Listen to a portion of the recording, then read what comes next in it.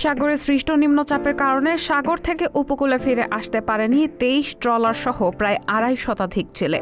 এখন পর্যন্ত তাদের সম্পর্কে তথ্য দিতে পারেনি বরগুনা জেলা মৎস্যজীবী ট্রলার মালিক সমিতি।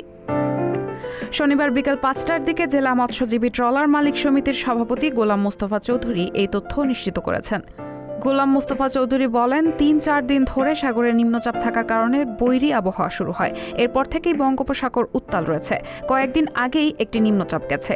এরপরেই উপকূলের জেলেরা তাদের ট্রলারের রসদ সামগ্রী নিয়ে মাছ শিকারের জন্য গভীর সমুদ্রে রওনা দেয়।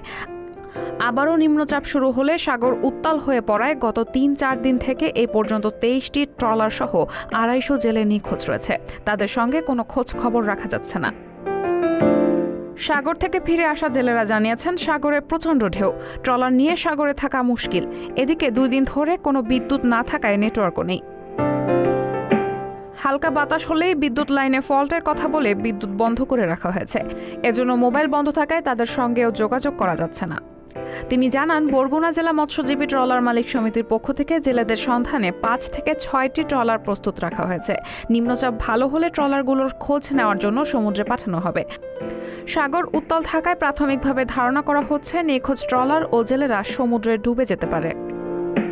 কোস্টাগার্ড দক্ষিণ জোনের পাথরঘাটা স্টেশনের লেফটেন্যান্ট মোহাম্মদ সাকিব মাহবুব বলেন, আমরা যে তথ্য পেয়েছি তাতে বেশ কিছু ট্রলার এবং জেলে নিখোঁজ রয়েছে। কয়েকজন জেলের খোঁজ পেয়েছি। তাছাড়া সমুদ্রের নৌবাহিনীর কয়েকটি জাহাজ আছে, তারা নিখোঁজ জেলেদের উদ্ধারে কাজ করে যাচ্ছে। আশা করছি জেলেদের উদ্ধারে সক্ষম হবে। রায়হানা মুন, সবার কথা।